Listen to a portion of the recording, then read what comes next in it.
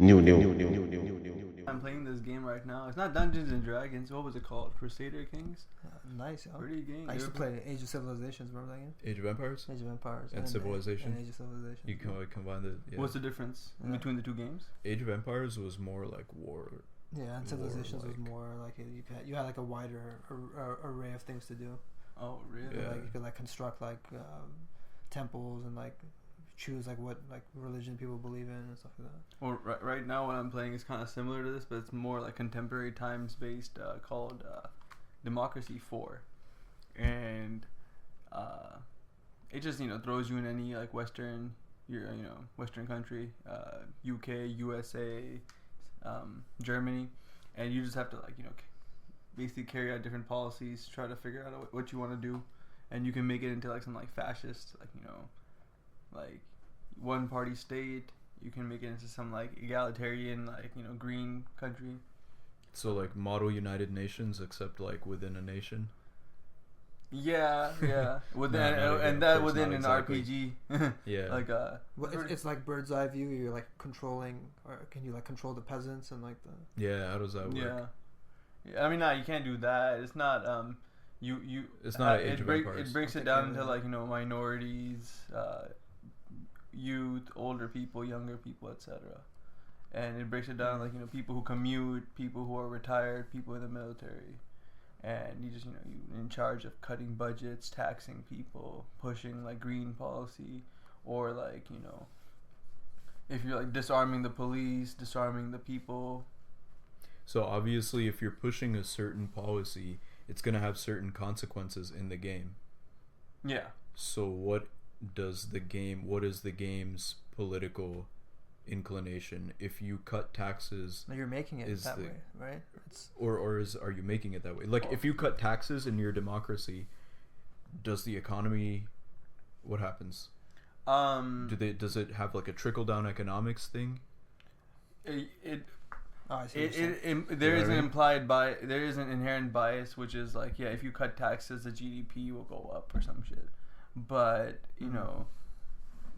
I mean, and technically that is correct, so I'm not even a front, but it will think that the GDP going up is a positive indicator, not taking into account that people just are not simply impressed by the simple fact that GDP or numbers like that are going up, but the real world effects of those numbers. And I mean, something as broad as GDP, and the game is not smart enough to realize, or the people who developed it, whoever it is, I'm sure they had some kind of political science understanding, or had some kind of subject matter expert from that to develop this game. They have that they have that level of understanding or put that into the AI, which is just simply those metrics being good or better will not make you more popular, which is in the game. The GDP went up, you're more popular. Why GDP went up? So you're like a figurehead of this vague, unnamed country. Mm-hmm. You're pretty much just setting the like social political trends. Okay. Yeah.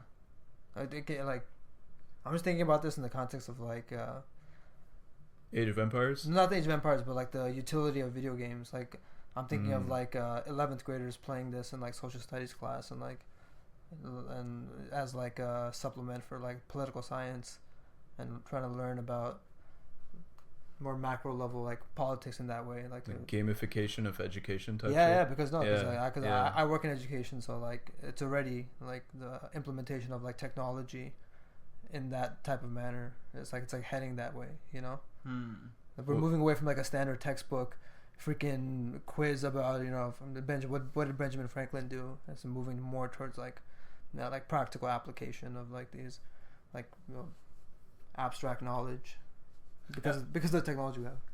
And do you feel like that's what are the pros and cons of that in your opinion? The pros is it's a lot more accessible for sure. It's a lot more practical. You have a higher level of student engagement for sure, right? Like you're speaking their lingo, so to speak, right? It's utilizing school funding in a way that you can directly see that there's like technology, and there's like new computers and there's new laptops. I think they were saying like most schools now have or at a high school level have mandatory laptops that like students have, right? So it's which like, we had heard about when I was in middle school. We had heard that like, oh, there's like a thing where like students have a laptop like given by the school, and they can exactly. And I guess now it's implemented. I remember in 4th grade there was this game called Oregon Trail. Yeah, I remember. If I'm not mistaken, was like a proto version of what you're saying. That was like 8-bit Super Nintendo, right? It's something like that. But yeah, you're a settler in the game on the Oregon Trail, moving westward. On the Oregon Trail, moving westward. Yeah, and that was the game, and we used to like playing Oregon Trail. Interesting. Yeah. It's funny how like these RPGs have those like some of them I know, like people always tell me Age of Empires is very much more developed than like other ones. The Crusader Kings one that I played was more developed than this Democracy one. But again, Age of Empires, we're talking about like 25 years ago, you know, so like the development of video games itself is like so interesting, you know. Age of Empires is 25 years old. Yeah, because I remember playing that in like the late 90s. No way. That's crazy. Yeah, I remember playing like 98, 99. I was like 5, 6 years old. So it's like the development of video games itself is such an interesting. Well, I mean, I'm gonna tell you, man. I've talked to Shawn about this before, which is I'm totally for banning this stuff. Banning video like any all of this type of like bullshit, or like at least censoring all of it, which is like you can't be like blowing shit up, you can't be like shooting up like like Call of Duty, like that specifically, bro. That is like some toxic shit. I feel like that is why people are so like just like people are insane, and they've always been insane, but like this shit is just like not having this stuff taken out of society is insane. No, I see what you're saying, because like people really like paint the topic with a wide brush when they say like video games are bad for children. Like you hear that like buzz like topic all the time, but I'm like, you have to differentiate a game like Call of Duty, which is definitely leading to like a desensitization of violence and for sure some military propaganda tool, as opposed to something like Minecraft. Like most of the kids that I work with like love Minecraft, and it really is a game that's like building like fundamental basically engineering skills, and like having them like engage. It's a very cooperative game also, so it's like increasing social reciprocity in like a more altruistic manner than like fucking Call of Duty is, where you're like all like incentivized to pretty much like do nothing but just rampage, kill people. You know what I'm saying? And also the behavior people have during this is like insane. Like people like yelling, dude, screaming, like, that. I have raged. So I play Call of Duty Mobile, and the rage. Well, I haven't played it for like several months, right? But I used to play it. I played it for a good like at least a year, right?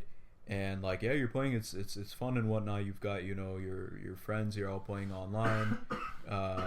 But speaking to the rage thing, dude, people get pissed. I mean, I've lost my cool a couple times at least, probably a few times. Yeah. And yeah.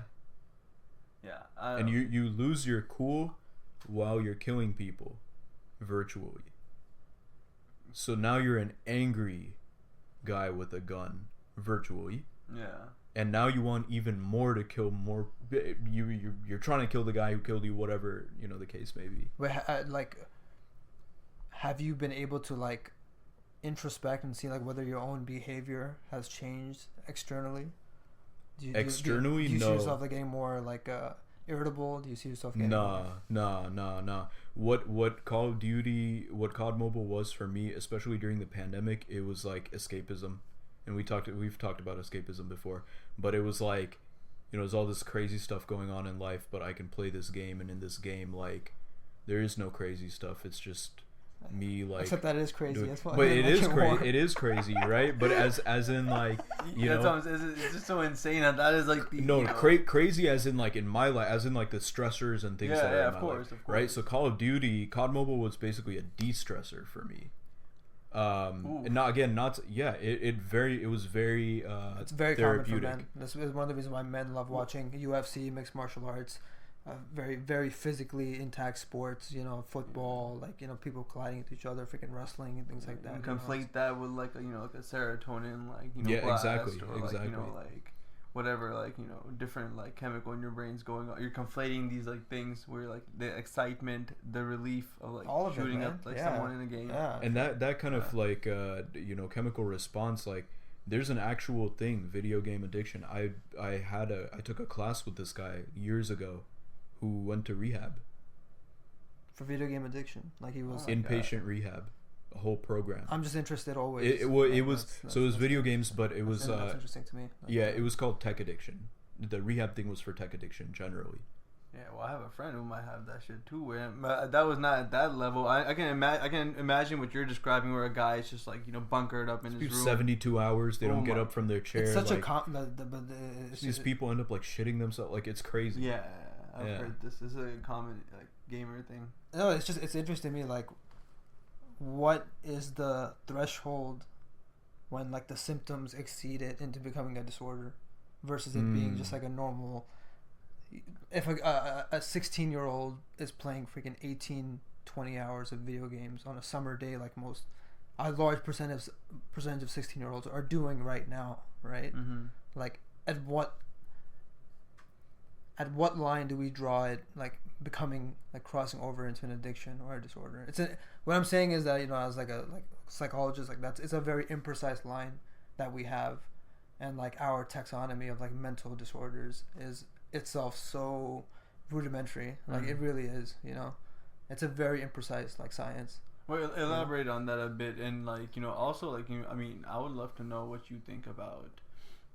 I mean, now you got this VR, you got a Meta Quest. Now you can be doing this killing stuff in virtual reality. We are doing it already.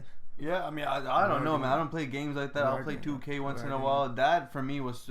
I remember when 2K11 dropped with Jordan on the cover. Yeah. And like the Drake song overdrops as soon as you put the disc in.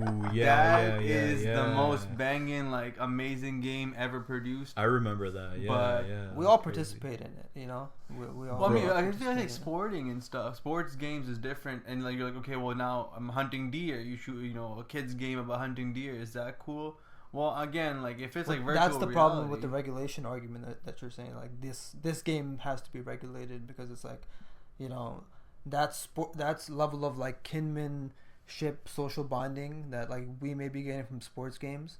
Like a COD player, they might, for them, that's like their only salvation. Well, you're playing online with your friends.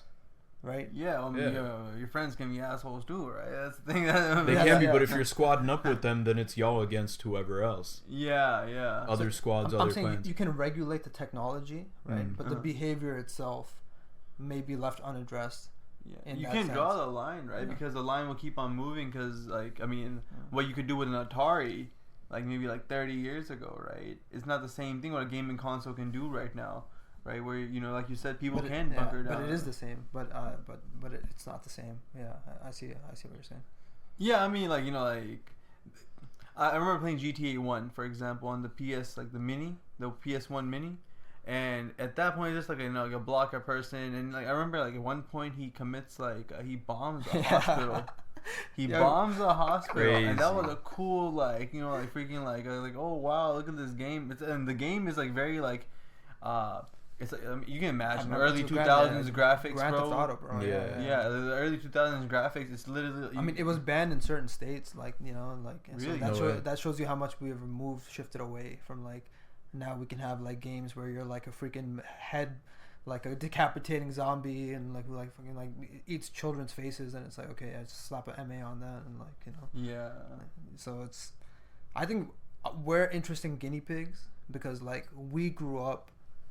We were the initial exposure to like that rapid change of technology, like pre-millennium, post-millennium, you know? Yeah. And like we were like 7-8 years old when this, like, you know, the internet like really started becoming booming, you know? So the transition from dial-up alone, man, it's been like, for me, like just like groundbreaking, because I'm like, even when someone tells me, hey, download this app, it does this thing, it recognizes your voice to do this bullshit, I'm like, man, technology. Like this stuff recognize my voice, my ass. It can't even. Yeah, I have like, you know, like a South Asian name. It won't even like recognize. It won't recognize shit. And now, you know, like, you know, you realize like 5 years later, no, if you talk to Siri, bro, it'll actually like tell you some valuable stuff once in a while. Okay, cool. or like the like Cortana, whatever they have like a bunch of these virtual assistants, and there it goes, it's going off right. See, there you go, man. Tell me all that you had to say was Cortana. The thing is, I don't even. It's not even Cortana. That's like that's one of them Amazon things. And Cortana was some Halo shit. Yeah, exactly. That's the interesting part. No. So Windows virtual assistant. They is use called they use it. Okay, yeah. and they also develop Halo for it. Because Bungie was bought by Bungie was under Microsoft. Ah, interesting. So okay. So I don't think I think it would be easy from a copyright point of view that you take this AI whatever. Yeah. But you know what's crazy is this could be the inevitable outcome. One of my favorite books is Ender's Game, right? Yeah. It's a sci-fi book set way in the future. There's this kid. I'm not going to go over the whole thing, but basically they train these kids in military school by putting them in these virtual video games, some like metaverse type shit. I remember the movie. Yeah. You remember that you saw the movie? I saw the movie. Yeah. And so you know what the conclusion of that is, right? Yeah. What were those video games? You refresh my memory. Spoiler alert. If you want to read Ender's Game, it came out like freaking 10 years ago. Skip this. All right? But basically, they're in like this military school. They take these child prodigies from all over the world and they bring them there to train them because there's this war of this alien race that they're going to annihilate the human species, and they're like way advanced and whatnot.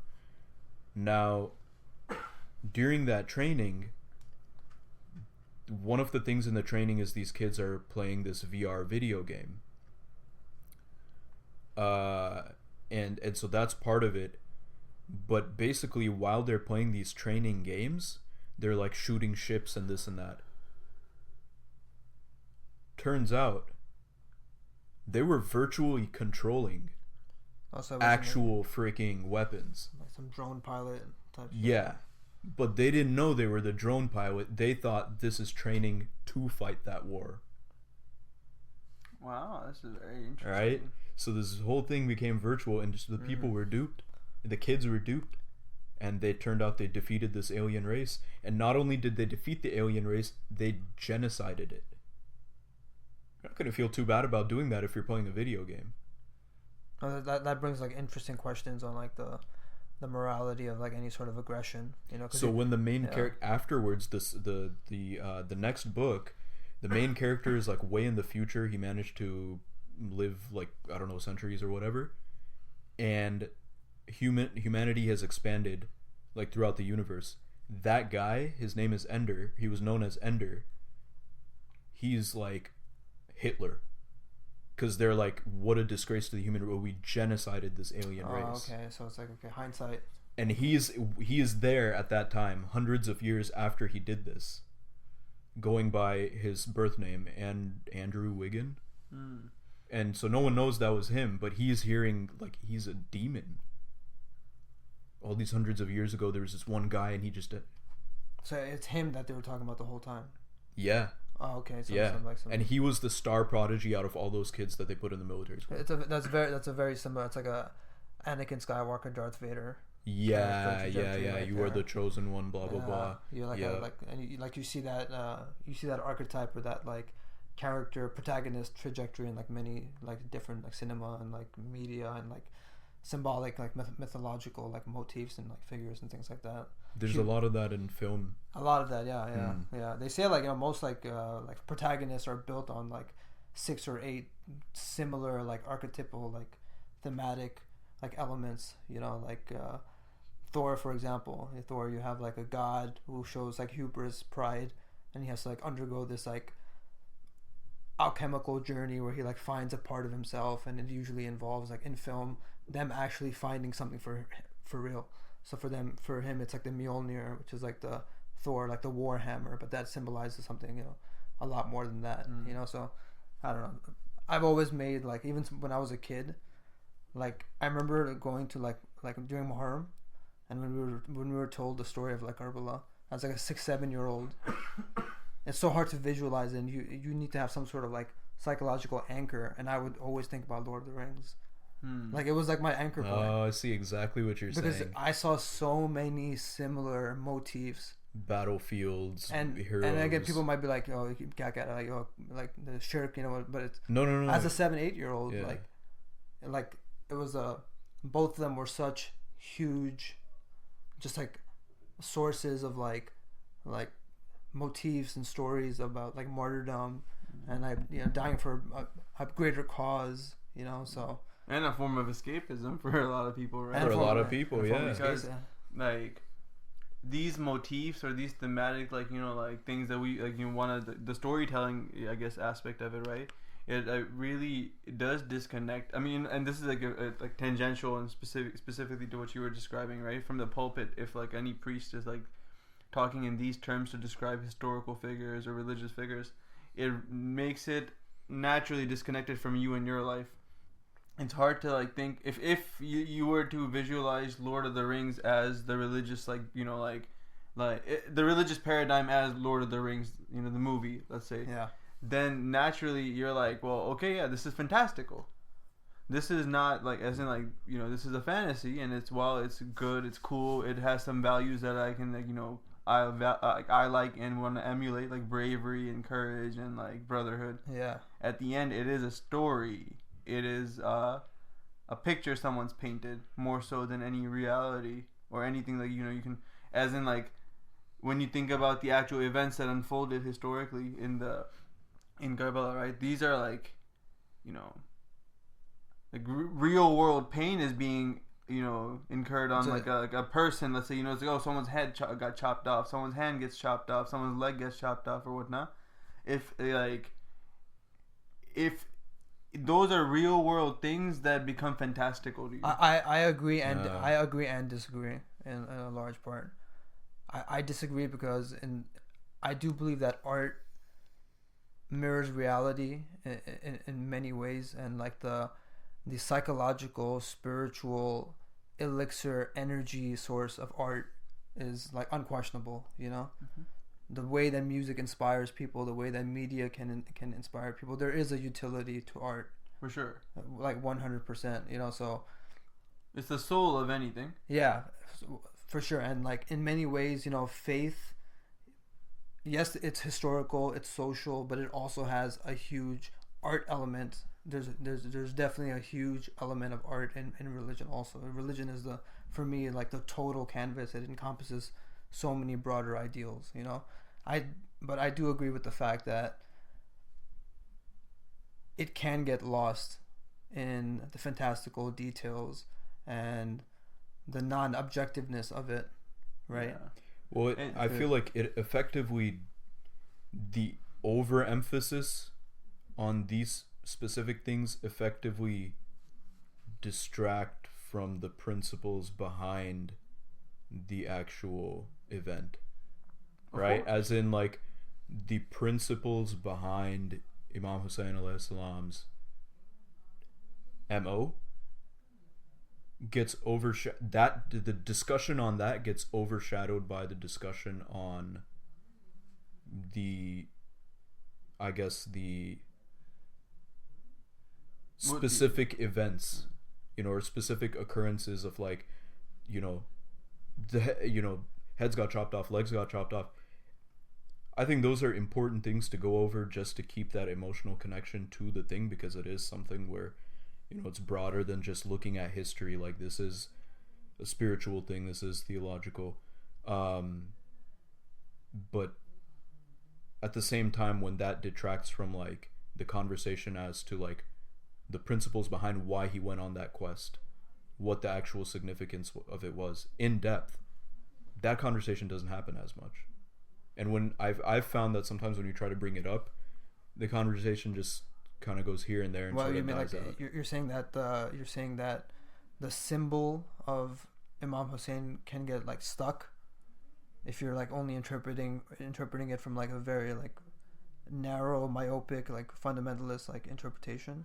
Yeah. So for example, right, what the commemoration of Karbala,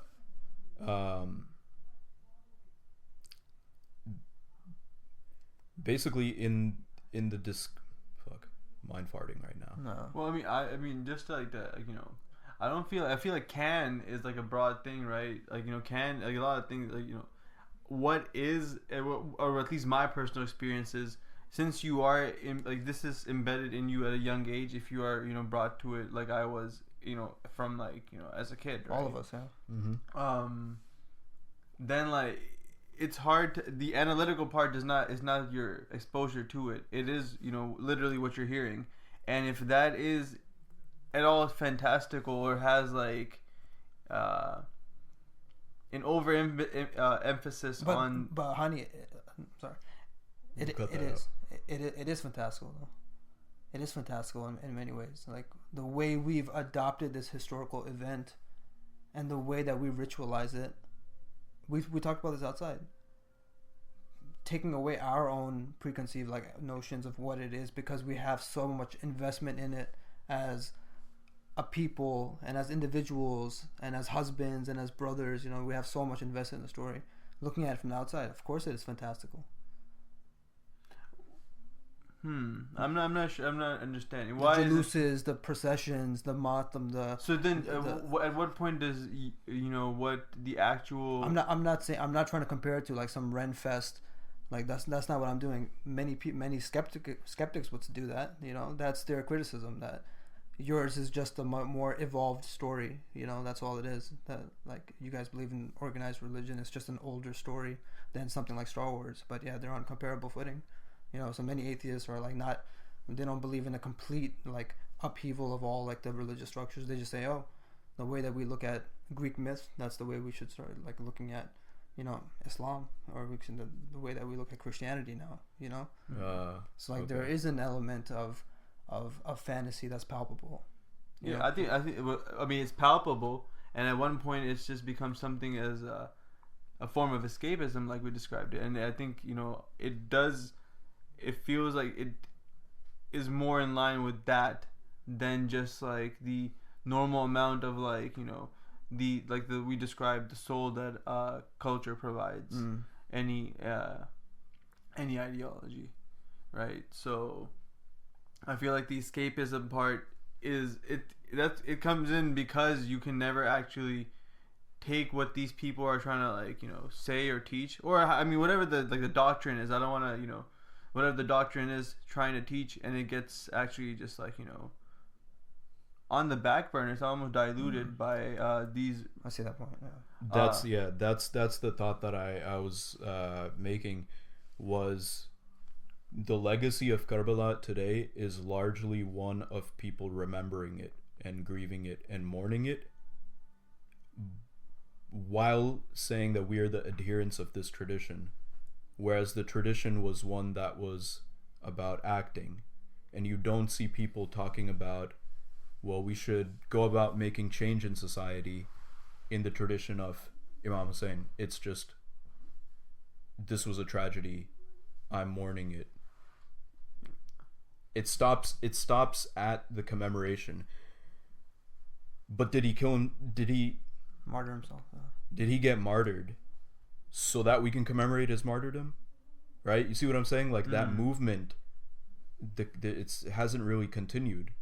It died out, and now we just think about it. I see what you're saying. It's difficult to calculate the net positive or net negative of like how much of a spiritual, psychosocial, environmental impact this like narrative has had. It really is difficult. Because the inverse also, because so much of this like needing that escape is so much based on this like paradigm that we live in, right? And everything has to become some kind of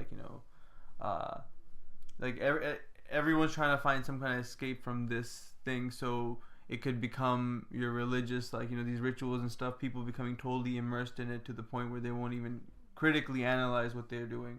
And that is why because it's cool to just move away from what's happening right now, right, in the actual world. And you see that also in the, like you said, the art. It all works in conjunction, and it's we've talked about it many times. It's like a critique of mine almost, in a sort, as a layman, because I have I'm like the least creative person I have ever met. But it's like over the course of 30 years in this world, I feel like now every single thing that I see on the TV, go watch a movie, it's like Avengers 7, freaking this is a new superhero, Thor 4, or Captain. I remember talking about this. Captain like America. Like, no, but I have to push back. I have to push back as like someone who read comic books, probably more than I read the Quran when I was like a 7-8 year old. What I'm saying is, yes, tilted too much in one way, it will naturally lead towards escapism, right? But it doesn't have to. That's not the inevitable. These myths and stories can also, and they are. There's no way we can regulate these psychological motifs re-emerging in any other context, because what I'm saying is that they're built on the same psychological patterns, right? The story of Thor, right? The fallen god who has to find his own honor by coming to the human world and helping humans out. There are a litany of similar stories also found in the Islamic discourse also. Yes, there is a huge difference also. I'm not someone who's like just a free-for-all perennialist and like one spiritual discipline is the same as the other. No, I do believe that Islamically our religion is still intact. We still have a functioning organism of religion, whereas like it's not the same as a Greek myth, which is a dead religion. We still adhere to our principles, and when we still have a resonation with the principles of our faith. We haven't entered this like post modern period where we're like reinterpreting Islam, and even though there is that happening now where people are trying to look at the Quran in like multiple ways, and like I read recently that there's like a LGBTQ masjid opening up in Houston. Yeah. Did you read that? Yeah. They were interviewing the lady who was opening that masjid up, and she was saying that my interpretation of the Quran is that it allows for a much more flexible sexual orientation dynamic. So of course she's looking at like her faith through definitely like a postmodern perspective, that you can interpret it on multiple levels, right? So we are heading in that direction, but I think that as of now, where we are right here in 2022, Islam still has its principles intact. Well, I mean, I feel like there's like a dearth of this in Islamic, obviously, in what we were discussing, and then overall, right, where we have to go to these motifs constantly, and I mean, in my opinion, overuse them, right? And that's, I guess, where we disagree, because we don't go to them; they emerge. Well, I mean, where is the connection with material conditions, right? Because I would ask you, and like say in like, for example, let's say in, like, in Bollywood, that's the biggest movie industry in the world. Over the past 50 years, if you take up the cinema, in the 70s and the 80s, and I'm not comparing one because I'm not comparing the quality, because the movies can be good overall, whatever it is, right? I'm saying when the emphasis at one point in one decade is the material conditions of the average person. While 50 years later, now every movie, while the material conditions have not improved, relatively to the art is now comprised of completely like either nostalgia or the superhero fantasies. I see. Okay. And where it's like, hey, yeah, it has these symbolic values of like bravery, and these like broad terms of like there's a god, he has like a one of those fatal, like, tragic, like, heroes, whatever it is, the issues. But it would only be palatable if it was in conjunction with the other stuff that's involved. Like, there's, like, this lack of... There seems to be this push in art and literature of not taking material conditions or into social analysis. And we talked about this specifically when we talked about Gladwell, I think a while back. And it's like, hey, we're going to analyze the world without taking any material without taking the reality of the material conditions. We're going to try to analyze the world without like the actual material conditions of the world, and it seems reductive and low-key sometimes, like, detached. It seems primitive. It seems like it seems like something that would appeal to like the imagination of a pre-high school person, right? I'm definitely psychologizing it. Oh no! I mean, I'm not speaking towards like again, I'm not speaking towards anything like that. No, but the point you're making a very valid point that like this art, this multi-million-dollar franchises are being pushed with a certain agenda in place, and like we have to consider that. For I mean, the profits are there because like people like this stuff. People are reading in this country at a pre-fifth grade level right now, so that should tell you about where the imagination lies right now, right? Yeah. People, we grew up, we thought J.K. Rowling was a great writer. You pick up Harry Potter right now, you're like, what the hell is this bullshit, bro? 7 volumes. I cannot tell you one thing about the magical world except for they have wands up there, like. But kids will keep on reading it though.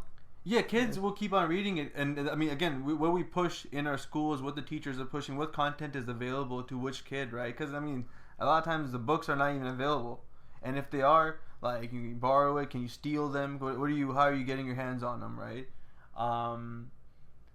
If we were exposed to these, we liked them, we outgrew them because we now have more books that we, Well, most people haven't outgrown them. Well, yeah, again, like we said, most people are still reading below a 5th grade level in this country. And I'm not talking about like 50%, 51%. I'm talking about like 70-odd% of the people are reading below a 5th grade, 4th grade level. That's a stat? Yeah. I think oh, it was like damn. recent. I thought you were... Oh, wow. Actually find that. So what you're saying is that there's a correlation between this like regurgitative cinema where people are consuming and they're being stuck in this type of like fantasy world and like their like level of intellectual ability. Yeah, and it's a manufactured distraction and a manufactured barrier. Why can we not explain anything without moralism? And this is an example I'm using, right, completely, and it might be a little tangential too. Why can now we were talking about Bernie Sanders talking about Trump, and we asked him a question, and he replies with, "Oh, he's a bad guy, he's a liar, blah blah blah," all these moralisms. This is the only way we are understanding other people is through, oh, is he a liar? Is he good? Is he bad?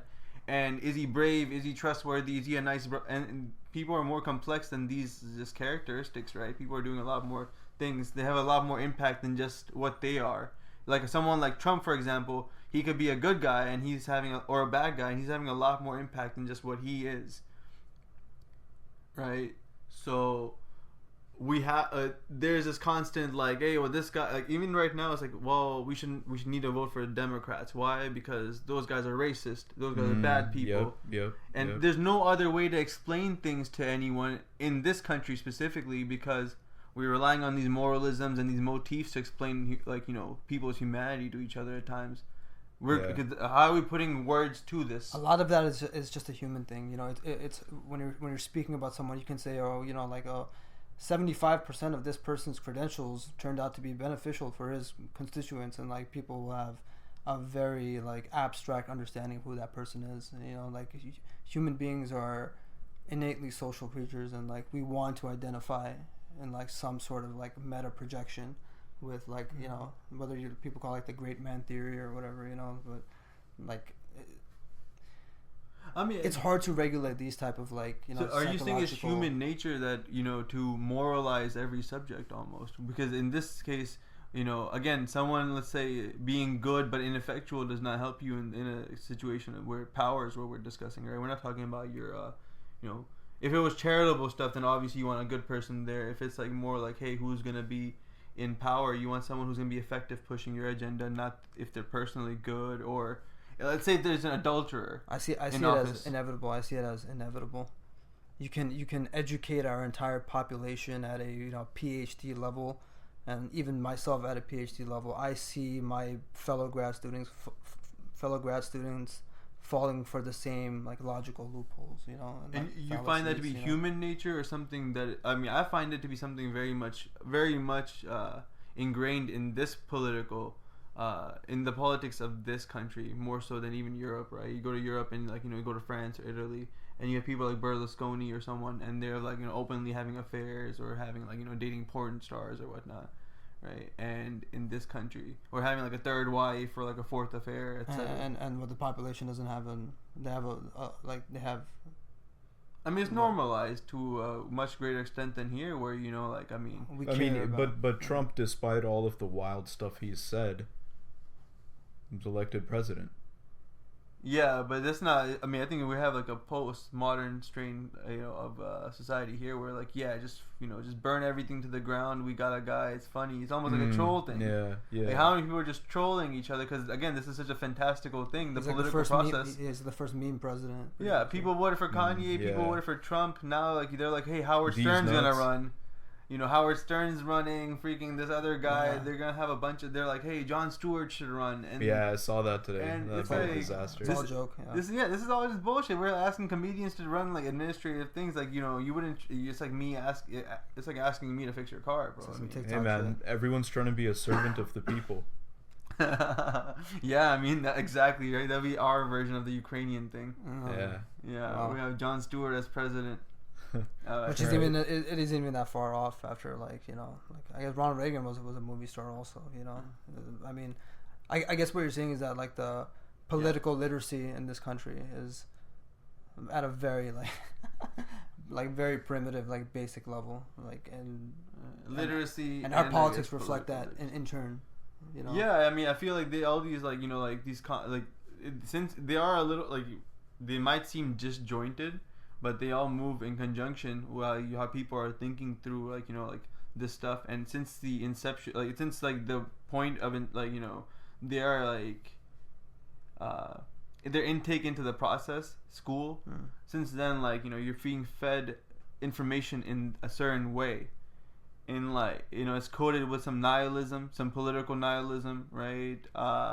And some kind of viewing society, viewing politic, viewing other people almost in moralisms or these motifs that are detached, right? Because you can ask for example,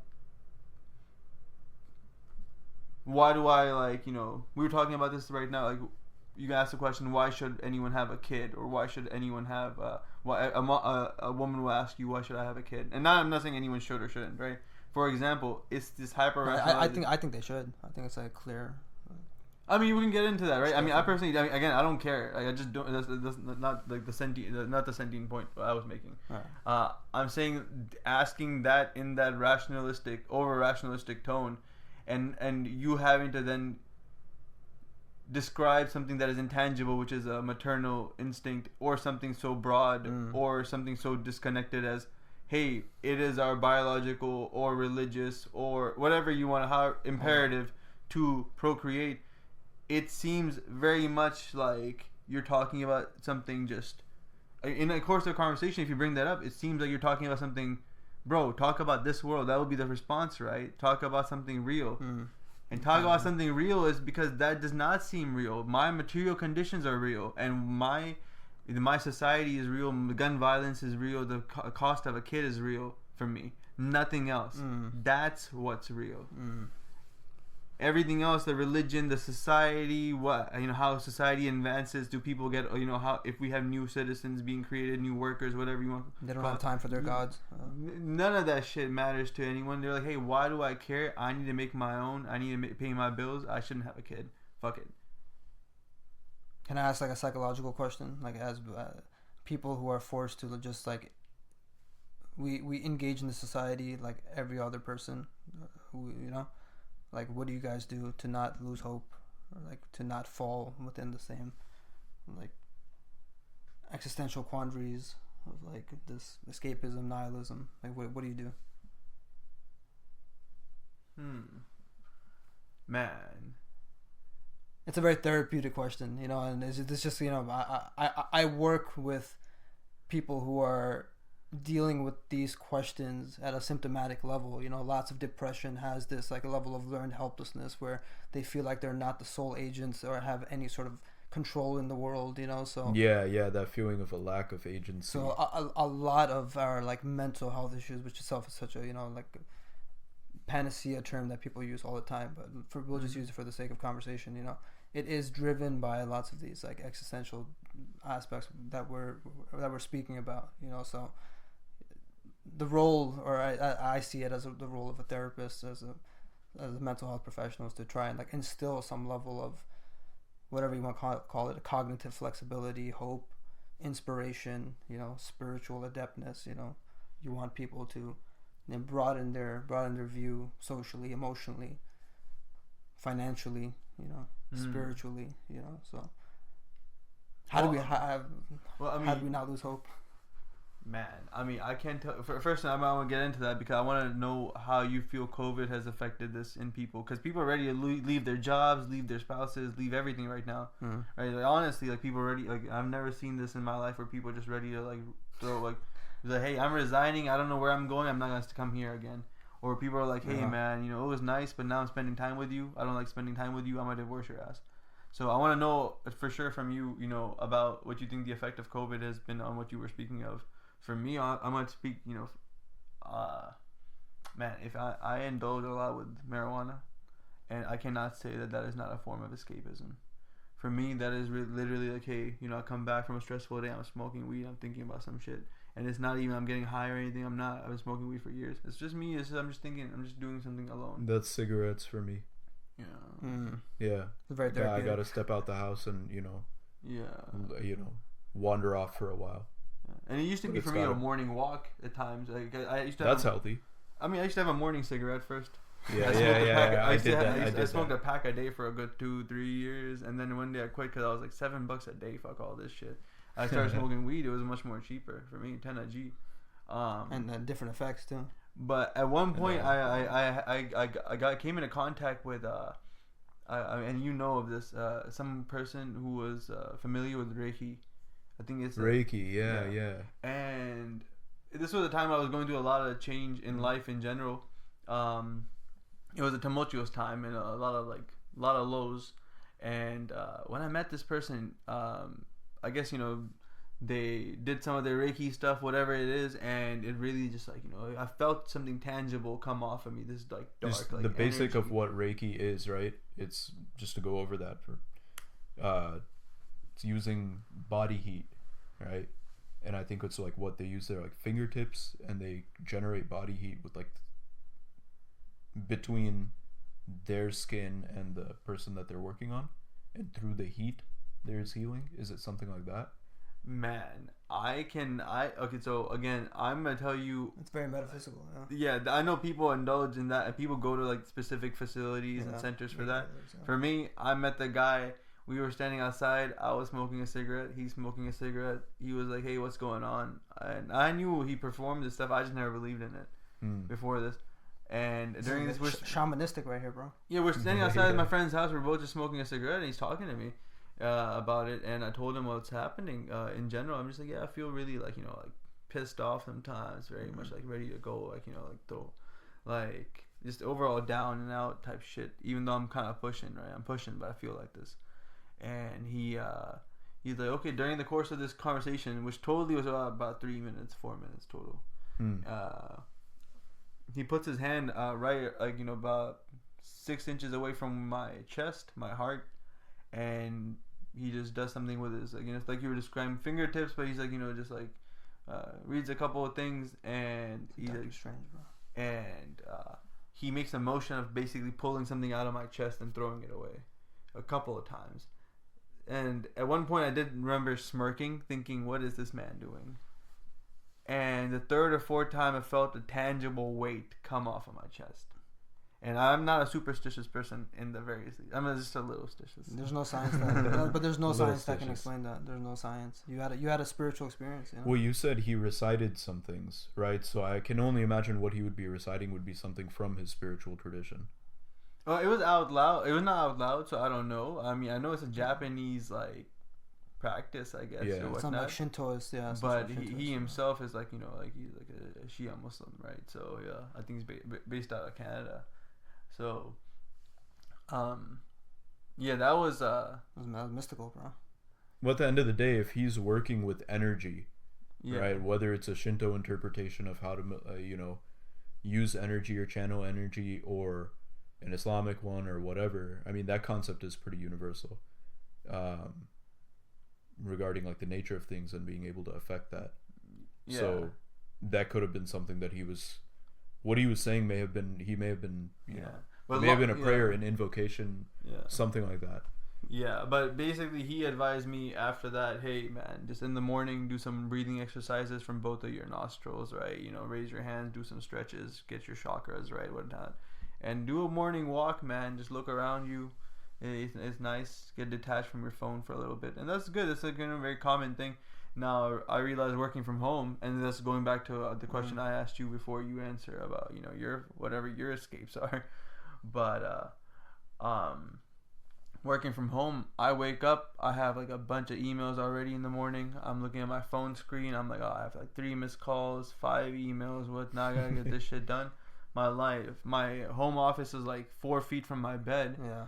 So you get up, you get on the screen, you turn it on, you look at your answer, you do what you gotta do, you step outside for a smoke, and your morning walk is at 12 now. You feel yourself getting stuck in that routine? I mean, yeah, and I mean it pulls you. I think it really pulls everyone in, right? I mean, you got the morning traffic, you gotta beat the traffic, but if you want to beat the traffic in this city, man, you're leaving your house at 6:40. Well, if you're trying to get to downtown, I mean. And if you're working from home, it's an issue that I'm describing you, because people who are working from home usually have the benefit and they have the benefit of working from home even 2.5 years after COVID started, because they are working in cushy positions, right? So for them, in those cushy positions, you wake up, you got those emails, you got that, it just sucks you into this whole weird corporate lifestyle of I have a headphone while I'm doing yoga type shit. You feel me? Yeah. No, like, hey, I'm trading stocks while I'm doing the treadmill type that kind of stuff. So, not me personally. I don't got the type of stocks, and I don't have a treadmill at home either. And just describe, the lifestyle just described to you. You can tell I don't go to the gym in the morning. Do you feel like committed to your job?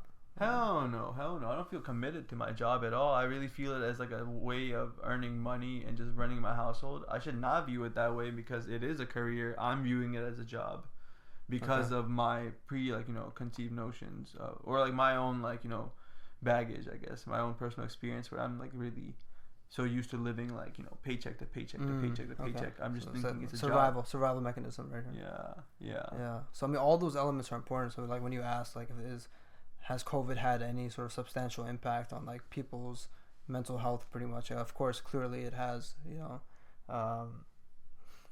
But also, you have to look at a bunch of covariates also. Like if a person's working virtually now, you would want to understand, whether they have a sense of purpose with the task that they're doing. Whether they have a sense of a closer, meaningful relationship with their workplace. So all of these different questions help illuminate the picture as to whether a person who's having to undergo a global pandemic will have a more detrimental effect on them. Do they have a significant relationship with someone while this pandemic happened? That was a huge correlation with people who were happily married, and they had that level of social support to rely on. People's hobbies as well. Do people have interests which are detrimental to them, such as gambling, pornography, versus learning a new language, or engaging in exercise, moderate, small to moderate exercise. So all those different levels of structure impact whether something like COVID or a trauma or 9/11 or insert whatever things compound here. Things compound, yeah, of course. Yeah. But honestly, I feel like anything can be an escape if it's not working in cohesion with your what you view your purpose to be, or what you think your goals are, right? What you have set for yourself. For me, I am smoking weed a lot in the morning to kind of get my mind right for work. I could smoke it to get away from self-medication, kind of. I mean, it's just I have to talk to a lot of people. It makes me antsy and irritable unless I'm high. Would you say you're an extroverted person? I think just because of the field I'm in, I am. Okay. I did not used to be. I did not grow up as someone who liked to be social. Yeah, your comment about having to use marijuana as a social lubricant in some sense, paints a picture of someone who's probably more introverted or less apt. Yeah. Yeah, for sure. Because a super extroverted person, they would thrive off of that. They would, right. Wait, I mean, I've seen a lot of people addicted to other stuff in the mornings, and I mean, I don't know if you call that escapism, but hey, to interact, to get my, don't talk, like, for example, people like, hey, don't talk to me before I've had my morning coffee. Yeah, for sure. Yeah. And, or like, I mean, you know, I need my cup of chai, I need my chai and my cigarette. Some people are addicted to relationships, man. Like clingy. Yeah. We're super clingy. They have that gives them their sense of like grounding or solace. And the problem is that's the only thing that does, or one of the very few things that does. For sure, yeah. There's no end to addiction, man. For sure, you know, like freaking tech addiction. Tech addiction is like the worst, and again, it just gets reinforced with all this, like, you know, like what we're talking about, the gaming stuff, tech addiction. Like my kid, like my sister had a kid, and the games are on an iPad for it to just like look at stuff and like just touch it and get familiar with it. There's no going back, bro. We're staring at an little Oculus like baby right here, games, baby videos. Like there's no going back, man. There's no going back. We have to continue to instill those values, you know, at a social, individual, familial level, you know, so that the level of technologization that's happening, it doesn't have as much of a robust impact. But the social bonds that would require are being eroded by the individualism that tech is promoting. Your face is in your phone screen. Right, and to preserve those like values and whatnot that you're saying, I personally think that community is extremely important. For sure. Like all three of us are sitting here because of our community. Based on the common community demographic, right? Yeah. So I feel like that is needed to combat, you know, this individualism and this whole like erosion. Yet this is eroding that community structures in general. But we were talking about the metaverse, like right before. The community will transfer, I guess, to the metaverse. That's the exception to the rule. People have a natural predisposition to want to connect with others, which is why like solitary confinement is like the most like egregious form of torture you can do on anybody. You know, social animals. Worse than putting like freaking electric on their nipples, or some people like that though. You know, but we're naturally driven to form social bonds, you know, so this technology is acting as like a parallel way that like young people are starting to like plug in that same system, right, for better or for worse. Certainly for worse, as like people who are 30 years old over here, like, you know. I mean, I feel like, you know, like I completely agree with both of what y'all saying.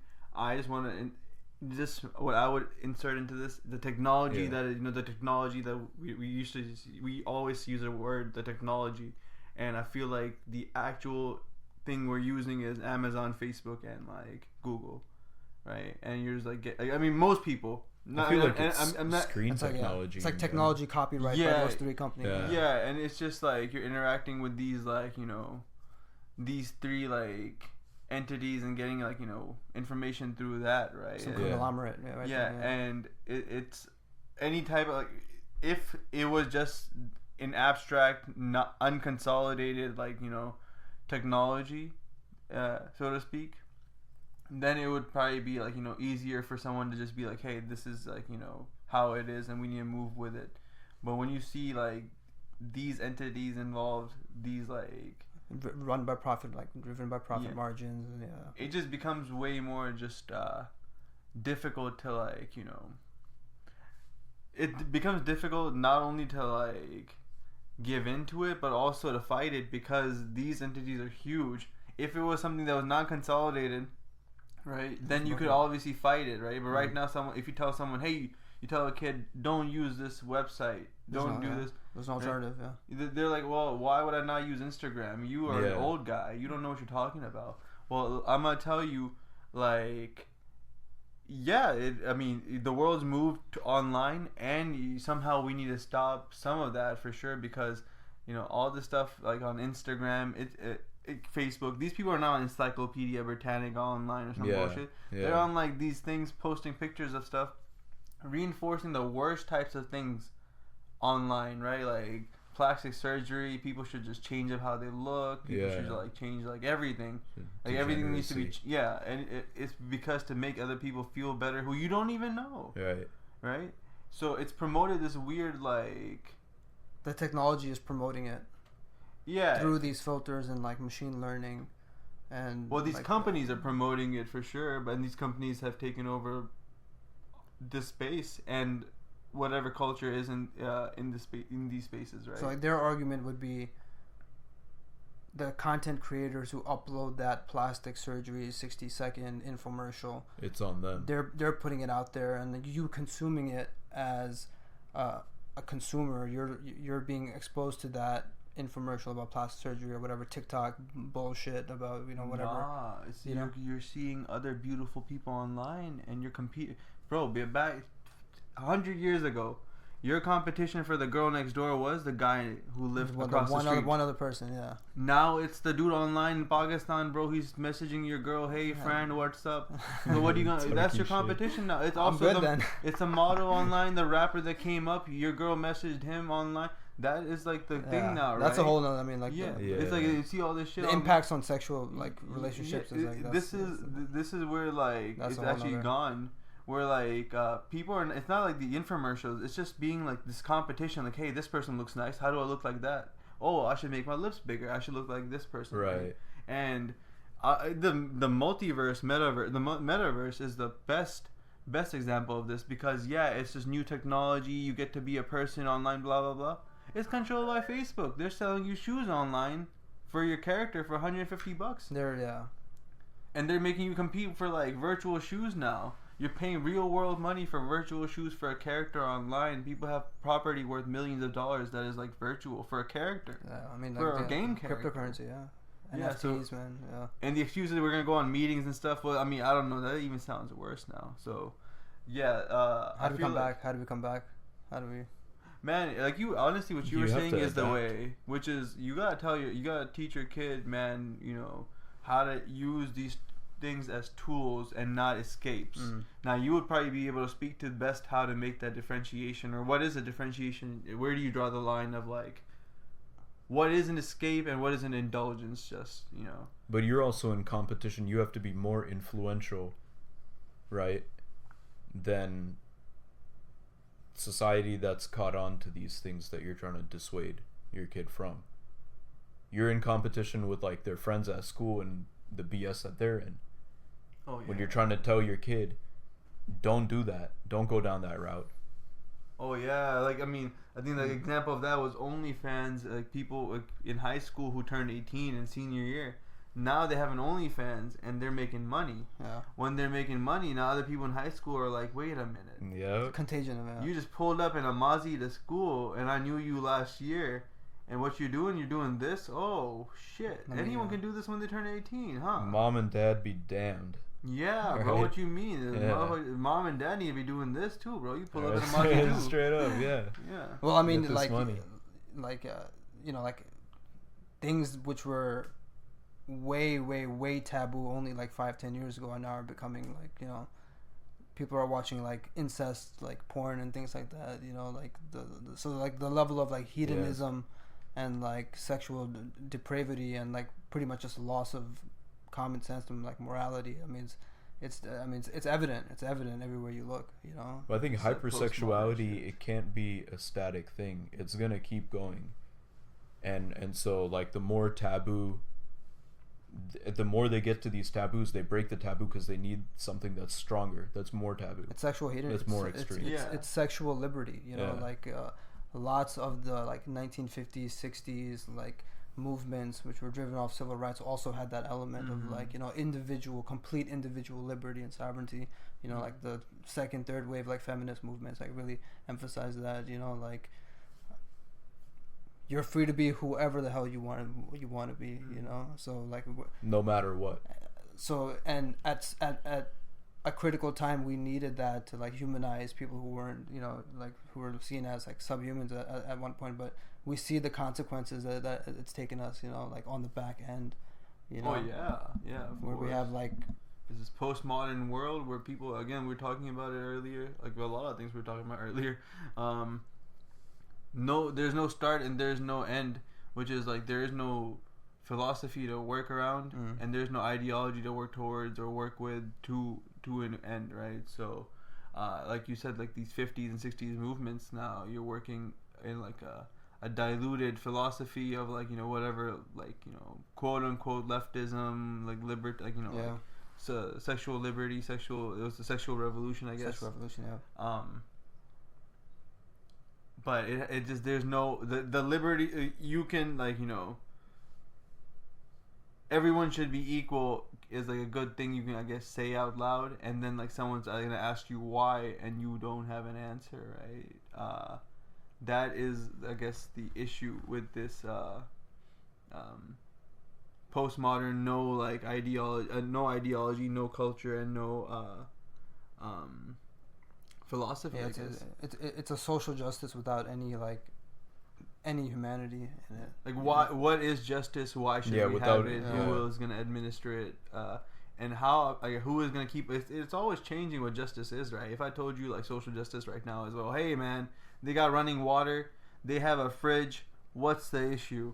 Well, I mean, that is true, and maybe like, you know, like 100 years ago that would be a sign of like someone being rich. But if I told you that right now, and you know, it probably would not indicate to you like, hey, this person is well off or even making minimum wage. And then that itself is a trend now also, you know. The latest social justice movement, I have people like putting Ukraine logos as their, like, you know, Facebook photos for like the month in which it'll get you 10% off on, you know, slippers or something like that, you know. So now you're seeing this like huge convergence between like corporatism, like consumerism, and like what should be social justice, you know. So it's all blending together, man. Like, you know. Yeah, it moves in conjunction, and that's why, you know, creepy. The rot seeps in, right? It's like this. See, the anyone who thinks this empire or any empire falls from like any empire of this magnitude falls from something like, you know, some paramilitary group coming in or some bullshit sleeper cell. Nah, bro, this isn't like that. This isn't on some show or Age of Empire or some crap. It's an implosion, Yeah, it's definitely an implosion, and it starts from like this type of like, you know, decadence, cultural like decadence, I guess would be the way it starts from, right? Like having this. Well, I mean, right here specifically in America, man, we have the hubris to go with it. It just makes it even more like, you know, malignant. Yeah, I guess so to speak. Yeah, that's a good term. Yeah, but I guess it also makes for people who are critical of that type of system, it makes it all the more, I guess, savory, man. It's a very nice, like, you know, it's nice to see hubris and hubris having to deal with some like issue.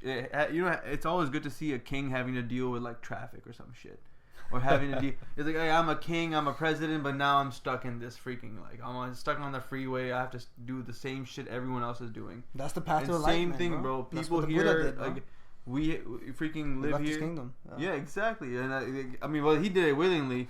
Imagine that someone coming and grabbing you by the collar and throwing your ass out. French Revolution shit right there, bro. That's what's happening, bro. I mean, that's kind of what's happening here, man. We're freaking, as an empire, like, this country's, like, you know, we're like having to indulge with like issues that were reserved for like the countries we used to exploit.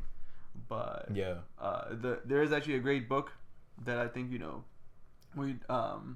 it's by Emperor Puyi. Who's that? The last emperor of China in 1948. Oh, right before Zedong. Like right before. No. Yeah, it's right 1949. Yeah. So what they did, they put him into a rehabilitation center instead of, like, you know, killing him or whatever, which is the customary thing usually for an emperor or king. They were like, hey, we're gonna put you into this center and teach you all the issues that you created. Oh. And this emperor now went through classes on all the oppression that the empire and him being this sole monarch was causing. At the end, he goes and starts working in the Beijing. He works in the public library the rest of his life. That's and crazy. He writes a book called From Emperor to Citizen. Oh, wow. Very good book. And I think at one point he describes it as his journey to becoming a human. Oh. That's how he describes it, which is like he was like, you know, his eyes were like just like you know, he was just like crazed by the like what he was taught about his own reign, It's like a thank you letter to like Mao. It's like, thank you for opening my eyes. No, it's an autobiography. He just talks about his own life and how he grew up, who he married, when he did all that, when he was overthrown, I guess, so to speak. He had to abdicate his throne, and what he did afterwards, what his job became. Right, he got a regular person's job. He started working cutting grass. Oh, okay. It humbled him. Humbled him. I mean, a service job at that. A service job. Bro. Librarian cutting grass. Yeah. So very nice book, man. From citizen to emperor to citizen by Puyi.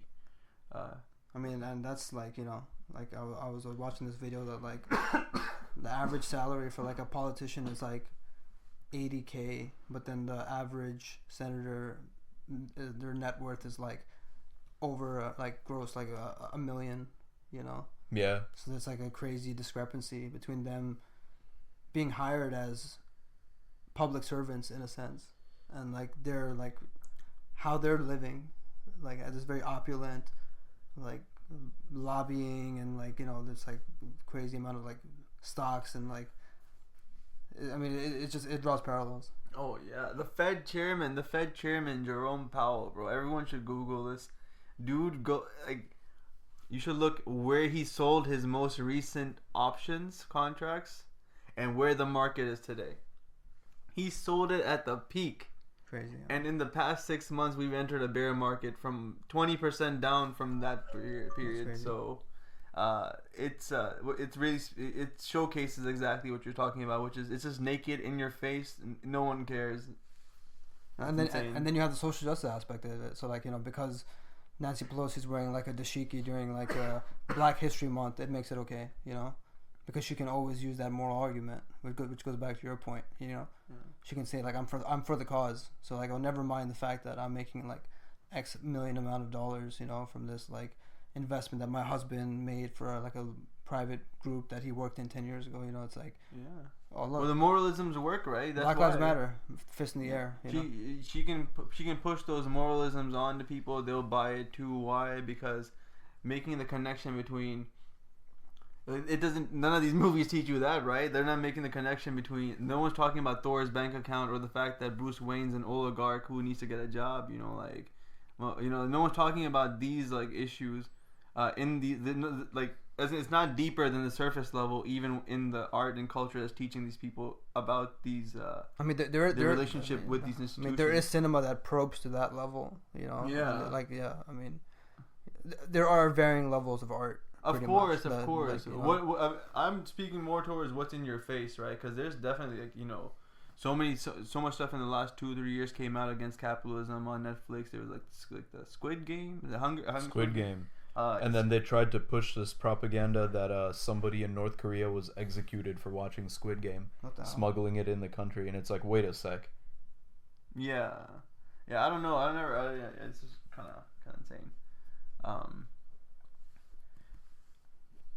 Yeah, I don't know. It's I mean, I wouldn't want to detract completely from art or something. Like, it's like, hey, we need some, like, you know, cultural revolution thing. Not at all. But America is a place of cultural revolutions, bro. I mean, so is China, man. Historically speaking, of course, top down though. You know, I would say that is the beauty of America. I mean, look, for all the ills I have, like, I always think about the fact that, like, hip hop came from here. You know, like jazz music came from here, and all of that was driven from the bottom up. You know, whereas like in China, it was very much a top down. Yeah, we're instilling the culture within you, and like you have compliance comes with it, and there's like these prerequisites. Whereas America, for all of its ugliness, and there's so much ugliness, you know, the beauty is always there is a beauty in individualism that like comes from that, like, you know, like soul development, you know, which you see in, like, you know, gospel and jazz and like hip hop, you know, punk rock came from here, skateboarding came from here, you know. All those were like individual. I mean, the first kid who did a fucking kickflip, you know, I mean, that kid was probably like, yo, don't do that shit, whatever it is you're doing. But he's probably like, bro, I'm gonna ace that no matter who tells me what, because I'm a real G, you know what I'm saying? And like he ended up hitting that kickflip, and you know. But isn't that still in a social context? Like culture, I mean, I'm pretty sure people in China and the Soviet Union were doing that kind of shit, bro. They were hitting kickflips. Why would they not hit a kickflip in China, bro? It's very uniquely American, you know. Like Really? remember the conversation we were having with your brother-in-law downstairs? Yeah. Like he was speaking about the fact that, you know, like even in the UK, like there's this level of, what's the term that he used? Disconnection. There isn't the faith in your common man, right? Didn't you say that? Yeah. As there is over here, people are more willing for you to have like a small business, whereas over there, I forgot the wording he was using. You know. Well, that's because the UK is a shit place of nothingness, bro. I mean, like, what is the industry that you're gonna? Who is gonna open a business for what, bro? What are you gonna open unless you can sell Indian food in London town today? But it's fetishized by people over here as like, you know, Europe is the great. That's true. London is like, you know, this like. Well, who's fetishizing this though? The same pop culture. You see anything. Yeah. What is this? Like Olympus has fallen, London has fallen. Bro, right. London fell like 40 years ago. No one found out because in our culture, it's like, look at the Big Ben, look at this bullshit. I mean, we just Shanghai found out and Beijing over the past 30, 40 years have become like urban metropolitan, like freaking like utopias. Whatever urban utopia looks like, which is still like, you know, pretty bad. But as compared to like London or like, man, what other freaking, you go to a European town that was kind of crap, huh? London probably is the worst, man. I ain't gonna lie to you. Yeah, I've never been to Europe. Not been to a worse European city than London. I've only been to London in Europe. I haven't been to any other European city. So. Like, you can go to Amsterdam, you can go to Madrid, Milan, Paris. Oh well, a place like Amsterdam is just ahead of the curve, even in the way that the city's structured. Brussels, Antwerpen, and you know, these kinds of, like Madrid, even like, you know, countries that are relatively poor right now compared to UK, depending how you view the wealth. What is the wealth? Madrid is so much better than London, bro. London is just the absolute worst city to, like, you know, live or visit in the. Shout out to the UK fam. Bam. Yeah, man, for sure. Yeah. It's a major market right there, bro. Some UK things. Yeah.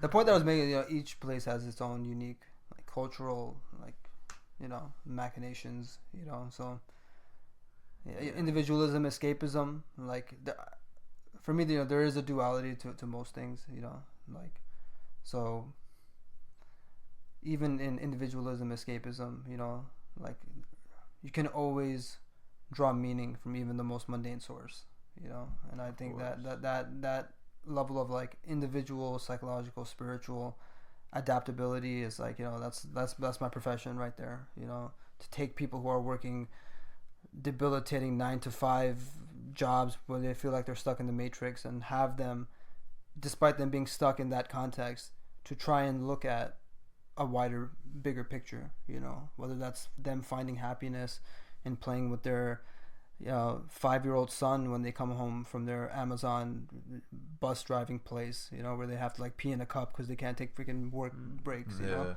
So it's like, yeah, we do live in this matrix, we live in this concrete jungle of where we feel like we're asphyxiated and suffocated by the system at B, but there's always beauty, you know. There's always beauty.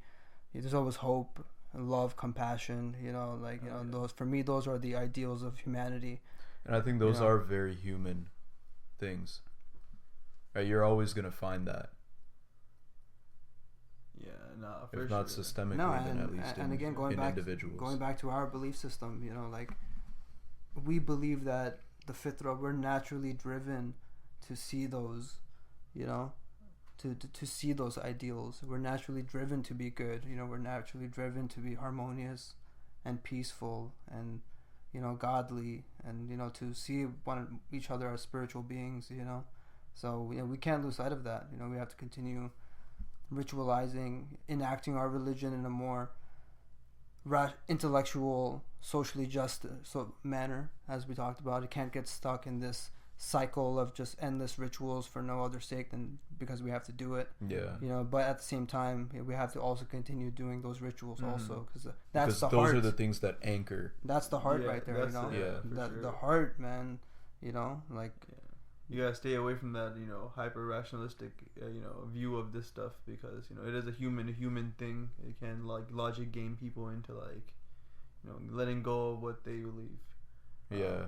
And that, I mean, you don't need to. That's not the way. That's not the way to do this. You know, that's not the way to live life. That's not the way to interact with like what's around you. There's beauty in everything. Right. Even if you don't believe in it, there's beauty in religion. There's and we're driven, like you said, we're driven towards those things, man. But honestly, between you and me, bro, I'm gonna ask you, when are you gonna drive next time down south here? Because it's been a minute, man. Because we gotta do this again for part sure. 2. We're gonna do a part 2 for sure, man. Like this, the conversation flowed very easily, man. Like I felt like I'm just chopping it up with my homies right here. So that's what it is, man. Bro. It's a learning experience, man. Sitting with you, bro. I mean, honestly, every time we meet, man, just like that perspective. But that's what it is right there, bro. Brotherhood, you know. Yeah. Prophet Muhammad said, you know, you see your brothers as reflections of you, you know. So you know, there you go. And I mean, speaking of, you know, the tech and the matrix, let's unplug.